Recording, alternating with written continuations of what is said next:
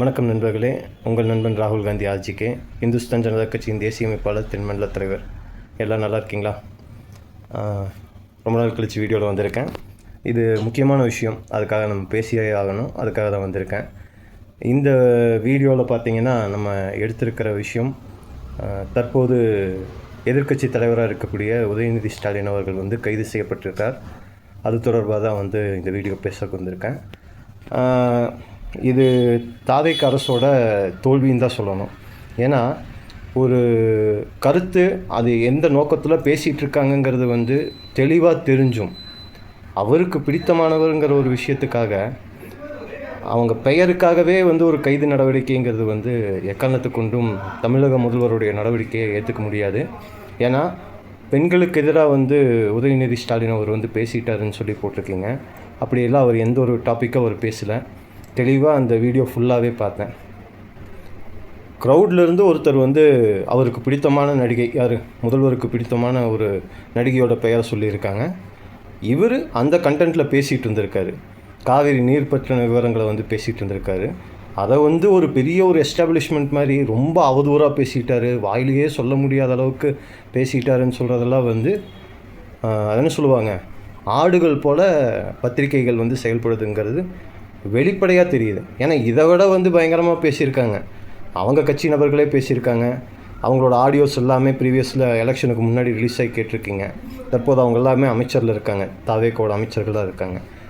அதெல்லாம் வந்து யாருமே ஒரு மைனிங் கூட பண்ணல. இது வந்து அவர் பேசிகிட்டு இருந்தது ஃபுல் அண்ட் ஃபுல் பார்த்திங்கன்னா காவேரி நீர் பற்றின பிரச்சனை தான் பேசிகிட்டு இருந்திருக்காரு. அதில் எந்த ஒரு மாற்று கருத்துமே கிடையாது. நீங்கள் வந்து உங்களுடைய எண்ணங்கள் அது வந்து தூய்மையாக இல்லைங்கிற பட்சத்தில் இப்போ தற்போது அவர் வந்து பட்ஜெட் தொடர்பாக விவாதம் போது கேள்வி கேட்குறதா சொல்லியிருக்கேன். உதயநிதி ஸ்டாலின் அவர் வந்து சொல்லியிருப்பார் போல், உங்களை எதிர்த்து நான் ஒரு 5 கேள்வி கேட்குறேன்னு. மேபி அதுக்கு பயந்துட்டு தான் இந்த கைது நடவடிக்கைன்னு நினைக்கிறேன். ஏன்னா நேரடியாக பதில் சொல்கிறதுக்கு, ஒரு கேள்விக்கு உடனே பதில் சொல்கிற அளவுக்கு கேப்பபிளான சீஃப் மினிஸ்டர் நம்ம வந்து தேர்வு செய்யலை. ஏன்னா அவர் வந்து ஒரு நாள் கழித்து தான் வந்து பதில் சொல்லுவார்.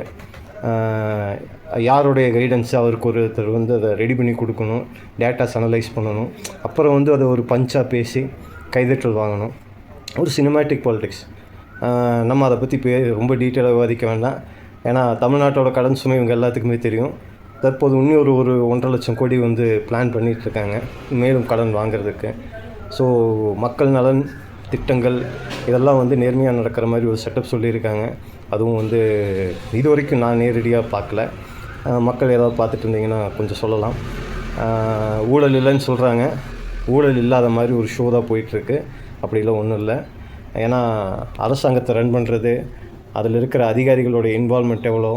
ஏன்னா ஊழல் இல்லைன்னு சொல்லியிருந்தால் இன்றைக்கி மட்டுமே ஒரு நாளைக்கு குறைந்தது 100 வழக்குகள் ஒவ்வொரு அரசு அலுவலகங்கள்லேருந்து வந்திருக்கும். மொத்தமாக தமிழ்நாட்டிலேருந்து மினிமம் ஒரு 100 ஊழல் வழக்கு வந்திருக்கும். அப்படி எதுவுமே நடக்கலை. தற்போது உதயநிதி அவர்களுடைய கைதுங்கிறது வந்து அரசியல் காழ்ப்புணர்ச்சியாக செஞ்சது. எதிர்க்கட்சியாக ஒரு கேள்விக்கு அவங்க கேள்வி கேட்டுருவாங்களோங்கிற ஒரு பயத்தில் கொஞ்சம் முன்னாடி அட்வான்ஸ்டாக வந்து செஞ்சுருக்காங்க. ஏன் இப்போ வந்து ஒரு இவ்வளோ தூரம் வேகமாக செயல்படக்கூடிய ஒரு அரசாங்கம் ஒரு கைது வந்து எதிர்க்கட்சி தலைவரை பண்ணுறதுக்கு, அதுவும் அந்த வேர்டு வந்து என்ன சொல்லலாம், மீனிங்லெஸ் வேர்டு. அவர் வந்து காவேரி நீரை குறிப்பிட்டு சொன்ன வேர்டை நீங்கள் தப்பாக இமேஜின் பண்ணிவிட்டு அதுக்கு இவ்வளோ ஆக்கப்பூர்வமாக பயங்கர ஸ்பீடாக எஃபர்ட்டாக நடவடிக்கை எடுக்கிறீங்க. ஏன் பல்வேறு பாலியல் வழக்குகள் வந்திருக்கு, குற்றவாளிகள் கைது செய்யப்பட்டிருக்காங்க. அவங்க மேலே ஏன் உடனுக்குடனே தீர்ப்பு கொடுத்து, அதுன்னு சொல்லுவாங்க 3 monthஸில் ஃபாஸ்ட் ட்ராக் கோர்ட்டும் கூட இருக்குது இதை விசாரிக்கிறதுக்கு. அந்த விசாரணை முடித்து அவங்களுக்கு ஒரு தண்டனை அறிவிப்பு, இல்லை அவங்கள ஒரு என்கவுண்டர், அந்த மாதிரி எதுவுமே பண்ணலையே.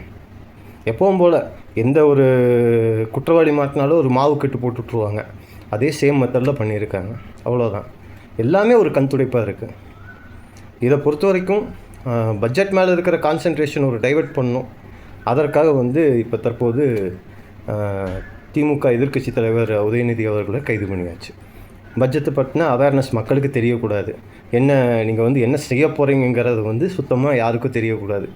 Super plan. அவருடைய ஸ்பீச் 20 நிமிஷத்துக்கு மேலே அதில் தெளிவாக அதுன்னு சொல்லுவாங்க ஃபுல் அண்ட் ஃபுல்லே காவேரி சம்மந்தமாக தான் பேசியிருக்காரு. இது நேரடியாக சொல்ல முடியும். அதோட வீடியோ லிங்க்கும் கூட கீழே போடுறேன், பார்த்துக்கோங்க. கூட்டத்தில் 1000 பேர் கத்துறான். அதுக்கெல்லாம் வழக்கு போடணுன்னு முடிவு பண்ணால் ஜெயிலே பத்தாது. அந்த மாதிரி தான். ஏன்னா இங்கே இருக்கிற ஒவ்வொருத்தரும் அப்படியே மக்கள் எல்லாரும் நல்ல தமிழில் பேசக்கூடிய நல்ல நல்ல வார்த்தைகள் பயன்படுத்தக்கூடிய நல்ல உள்ளங்கள். டெய்லியும் கெட்ட வார்த்தை பேசாத ஒரு என்ன சொல்லுவாங்க, தமிழர்கள் ரொம்ப மோசமாக மாறிட்டு வந்துட்டுருக்கோம். நேரடியாக லைவில் பார்த்துட்ருக்கேன். நீங்கள் எல்லாருமே பார்த்துட்ருக்கீங்க. சமூகம் எங்கே போயிட்டுருக்குன்னு உங்கள் எல்லாத்துக்கும் தெரியும். இளைஞர்கள்லேருந்து பெரியவங்கக்கிட்ட எப்படி பழகிறாங்க, மரியாதை எப்படி கொடுக்குறாங்க, எல்லாமே அந்த ஒரு ஜெனரேஷனை டோட்டலாக கொலாப்ஸ் ஆகிட்டுருக்கு. முதல் மக்கள் அதுன்னு சொல்லுவாங்க, மக்களாகவே இல்லை. எல்லாம் ஒரு சைக்கோ மாதிரி சுற்றிக்கிட்டு இருக்காங்க வெளியே பார்க்கும்போது. ஒரு உதாரணம், ஸ்பைடர்மேன் படத்துக்கு போனோம். அங்கே ஒருத்தன் டிவிகேன்னு கத்துறான்னா என்ன சொல்கிறது, ஒன்றும் பேசி பிரயோஜனம் இல்லை. அந்த மாதிரி இருக்குது சூழ்நிலை. ஏன்னா ஏதோ ஒரு மக்கள் மனநிலை ஒரு சைக்கோட்டிக்காக போயிட்டுருக்கு. இது ஆக்கப்பூர்வமான விஷயம் இல்லை. இன்றைக்கி பயங்கரமான விஷயங்கள் மாதிரி இதை ஒரு பில்டப் கொடுத்துட்ருக்காங்க பாருங்கள்.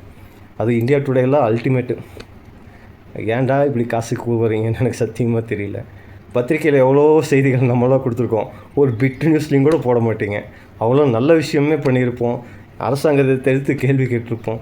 தேர்தல் ஆணையத்தை தெரிவித்து குரலே கொடுத்தோம். ஒரு நோ யூஸ்.